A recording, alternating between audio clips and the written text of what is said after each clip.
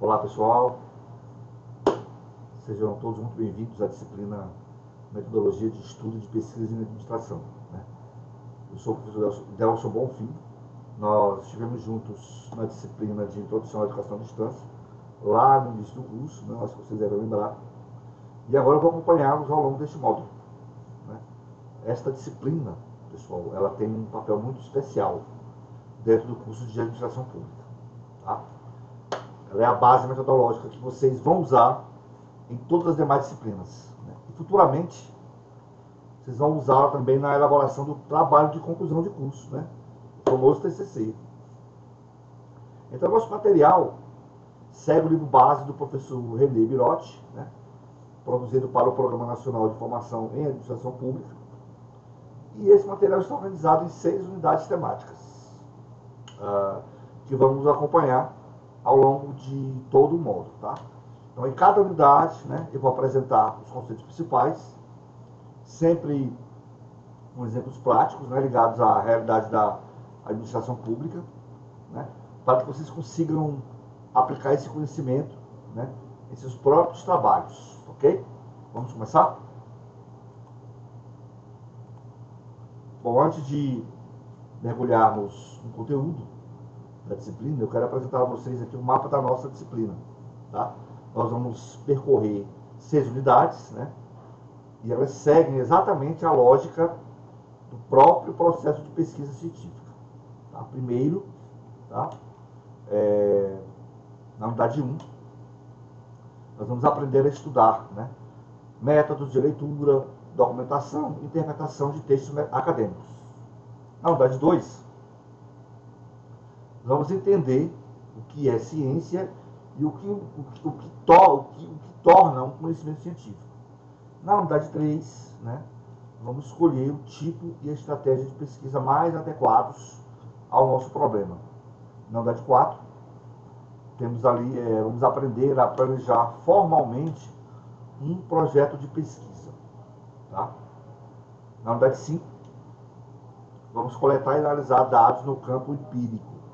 E, por fim, na unidade 6, vocês terão percorrido na prática todo o caminho que um pesquisador percorre, do primeiro interesse por um tema até a redação do trabalho final. Ok? Então, esse é o nosso sumário da disciplina. Então, mais uma vez, sejam muito bem-vindos à primeira unidade da nossa disciplina. Tá? Antes de tratarmos do método científico propriamente dito, eu quero começar com vocês por outro tipo de método, que seria o método de estudo. Então, ao longo desta unidade, nós vamos refletir juntos sobre a importância de um plano de estudos bem estruturado. Nós vamos conhecer instrumentos de trabalho, como a documentação e o fichamento. E vamos também aprender a analisar e interpretar textos, textos acadêmicos, por meio de 3 etapas. Seria a análise textual, a análise temática e a análise interpretativa. Ao final, veremos as diferenças entre resumo, resenha e resenha crítica. Então, o meu objetivo é que, ao terminarmos esta unidade, vocês sejam capazes de identificar os principais instrumentos para o estudo de textos acadêmicos, compreender a documentação como método de estudo pessoal e elaborar um roteiro próprio de estudos. Ok? Vamos começar? Então, primeiro, eu quero que vocês pensem junto comigo. Como vocês estudavam no ensino médio? Como é que era? Então, provavelmente, vocês recebiam os conteúdos prontos, O professor apresentava a matéria e vocês apenas absorviam o que era dado para vocês. Pois bem, pessoal, aqui no ensino superior, especialmente na modalidade à distância, esse cenário muda completamente. Tá? Vocês, como estudantes universitários, precisam desenvolver autonomia e visão crítica diante da realidade. Então, isso significa que os conteúdos que estudamos, eles não devem ser encarados como verdades absolutas e inquestionáveis. Tá? mas ao contrário. Vocês devem agir, né? Observar, perceber isso como estágios provisórios de conhecimento e construção contínua. Então, a autodisciplina, né, deve funcionar como exercício pessoal, né, como exercício cotidiano e sistemático. Né? Isso vai ajudá-los a vencer o trabalho, muitas vezes solitário e árido. Né? Trabalho de quê? De leitura e análise de textos acadêmicos. E aqui eu quero destacar 3 teóricos importantes que embasam essa ideia de autonomia. Tá? É o John Dewey, né, que já em 1916 falava da atividade autônoma do estudante. Charles Wedemeyer, que nos anos 1960 introduziu o conceito de estudo independente.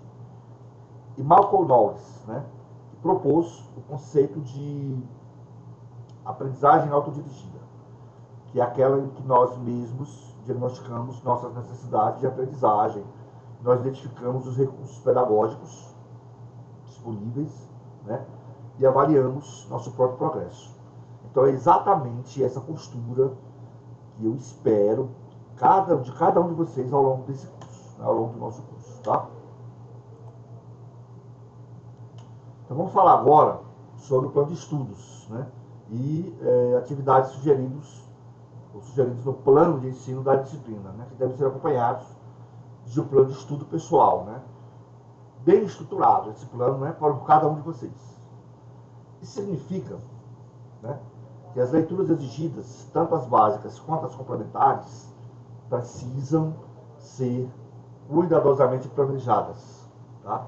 Vocês vão precisar se dedicar a localizar os textos sugeridos, né, seja na biblioteca, seja na internet, ou nas partes de conteúdo que eu vou disponibilizar. Né? E vocês devem organizar um cronograma de estudos com atividades de leitura, né, antes e depois das nossas aulas, ok? Então, nesse processo contínuo, tá, os principais instrumentos de trabalho são a documentação, né, que são as notas de aula e apontamentos, e a consulta a fontes de informação confiáveis, né, como livros, artigos e revistas científicas. E aqui, pessoal, eu preciso fazer um alerta importante, tá? Hoje, a internet disponibiliza, né, um universo quase ilimitado de informações, né? Mas nem sempre, né, esse acesso fácil garante uma informação de boa qualidade. Tá? Então, muitos de vocês podem se sentir tentados a reproduzir literalmente conteúdos da internet, né, sem o devido rigor e critério. Então, por isso, tá, eu quero que desenvolvam, né, que vocês desenvolvam uma visão crítica sobre as fontes confiáveis. Né. Prefiro, por exemplo, o Google Acadêmico, prefiro, por exemplo, a base Cielo, né, a base de dados Cielo, prefiro o portal periódico da CAPES, né, do que sites e blogs de conteúdo genérico. Né. Esses sites, esses blogs, eles não têm aí qualquer critério de rigor científico, mas as bases de dados, o Google Acadêmico, por exemplo, são confiáveis, né? Possuem esse critério, né? Esse cuidado científico. Ok? Um dos instrumentos mais valiosos do nosso processo de documentação é o fichamento. Tá? As notas de aula e as anotações de leitura, né, constituem-se em documentos essenciais para a formação do processo de estudo. Então, esse processo de documentação, no qual o registro sintetiza as ideias principais e os conceitos-chave dos autores e do professor, nós chamamos isso aí de fichamento. Tá? E existem 4 tipos principais que eu quero que vocês conheçam. Então, o primeiro é o fichamento bibliográfico, que é o registro completo de uma fonte, né, como um livro ou um artigo. O segundo fichamento é o fichamento de citação, que destaca trechos literais da obra, sempre entre aspas, e com a indicação da fonte. O terceiro é o fichamento de resumo, que registra as ideias principais do conteúdo de forma semelhante a um resumo, mas, né, mantendo a estrutura de uma ficha. E o quarto fichamento é o fichamento crítico, no qual vocês além de registrar o conteúdo, né, do livro, do conhecimento, vocês fazem uma reflexão crítica pessoal. Mas atenção, né, sem recorrer a fontes externas para fundamentar essa crítica. Porque se vocês recorrerem, né, a fontes externas, nós já estaremos falando de uma resenha crítica, né, que veremos daqui a pouco. Tá? Então, um critério eficiente de fichamento é dividir o texto em parágrafos, né, considerando cada parágrafo como uma unidade de leitura, e sintetizar a ideia-chave de cada um desses parágrafos com uma única frase. Ok? Essa é a dica.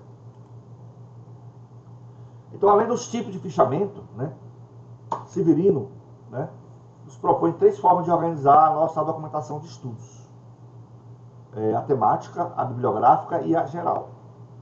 A documentação temática é aquela que eu organizo minhas anotações, minhas aulas, leituras, livros, artigos, minhas impressões pessoais, a partir de uma classificação ordenada por tema ou assunto. Por exemplo, olha, se eu estou estudando a administração pública gerencial, então eu devo reunir no mesmo lugar todos os registros sobre esse tema, né, vindos de diferentes fontes, claro. Já a documentação bibliográfica, tá, ela é diferente. Então, em vez de organizar por tema, reunindo várias fontes, ela se concentra no fichamento de uma única fonte bibliográfica específica, né, um livro, um artigo. E, por fim, temos a documentação geral, que é uma atividade contínua de arquivamento de diversos materiais que eu considero importantes, né? Notícias, artigos, apostilas, capítulos de livros, sempre classificados por assunto, para servirem de fonte de consulta futura. Ok?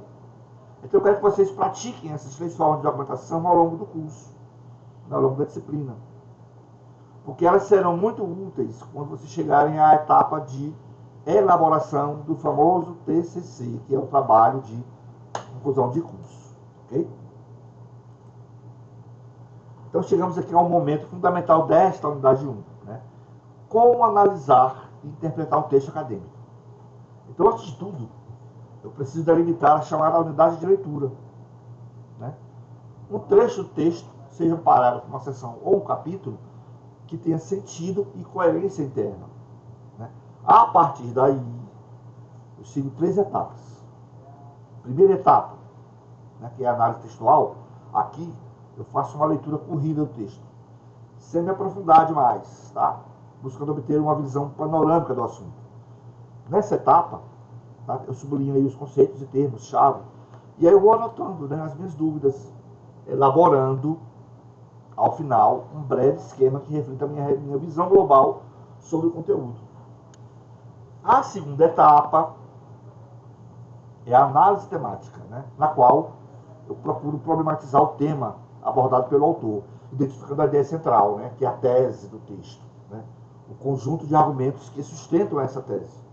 E também as ideias secundárias, né, as ideias hierarquicamente menos importantes. E a terceira etapa seria a análise interpretativa, né, na qual eu me distancio, né, criticamente dos argumentos do autor, construindo uma espécie de diálogo reflexivo com o texto. Aqui, né, na análise interpretativa, a lógica interna do texto passa para o segundo plano. Tá? E o que importa é a elaboração do meu próprio juízo crítico. Tá? É esse diálogo entre minhas ideias e as ideias do autor que vai gerar novas sínteses reflexivas sobre o assunto estudado. Ok? Então, para fechar essa unidade, né, unidade 1, então eu quero diferenciar aqui 3 gêneros textuais que vocês vão produzir com muita frequência ao longo do curso, né? Que é o resumo, a resenha e a resenha crítica. Tá? O resumo, gente, é a síntese das ideias principais de um texto. Então, quando eu faço um resumo, eu preciso utilizar minhas próprias palavras para sintetizar as ideias centrais do autor, certo? Evitando a mera reprodução literal de trechos do conteúdo original. Tá? É um exercício intelectual valioso, porque o desafio é compreender com precisão a mensagem do autor. Já a resenha, ela vai além, tá?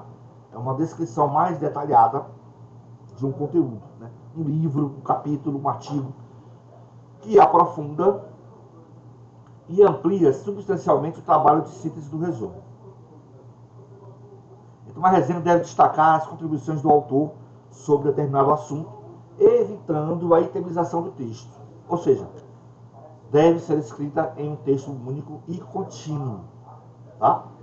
Por fim, temos a resenha crítica, que além de comunicar sinteticamente o conteúdo, né, ela apresenta uma reflexão crítica fundamentada em referências externas ao próprio texto, né, com outras obras e abordagens. Tá? Então isso exige, né, de mim, né, o resenhista, o domínio do assunto e também a capacidade de relacionar aquele texto com outras obras e outras abordagens. E aqui vai destacar que quando essa reflexão crítica ganha muitas páginas, né, e se torna praticamente independente do texto original, ela passa a ser chamada de ensaio teórico, né, segundo Bertello. Okay? Então, para encerrar esta nossa primeira unidade, eu quero retomar com vocês os pontos essenciais que estudamos aqui nesta microaula. Então, vimos que a autonomia e a visão crítica são pré-requisitos dispensáveis para o estudo universitário, especialmente na modalidade à distância. Vimos que o fichamento, né, bibliográfico de citação, de resumo crítico, ele organiza, né, e documenta todo o nosso processo de estudo, né? E que essa documentação pode ainda ser classificada como temática, como bibliográfica ou geral. Tá? Vimos que a análise de texto segue 3 etapas. Primeiro, eu entendo do que se trata o texto na análise textual. Depois identifico a tese e os argumentos do autor, né, na análise temática. E aí, por fim, eu construo minha própria reflexão crítica na análise interpretativa. Certo? E fechamos, né, com os 3 gêneros textuais, que é o resumo, resenha e a resenha crítica, né, que tem graus crescentes de profundidade e de criticidade. Tá? Então, tudo que vimos hoje, né, é a base para tudo que vamos construir daqui para frente. Tá? Então, na próxima unidade, vamos entender o que é ciência, tá? E o que torna um conhecimento verdadeiramente científico. Né? Então, não deixe de acessar aí o Fórum 1, né, e de realizar aí a lista de exercícios dessa unidade. Tá, ok? Bons estudos!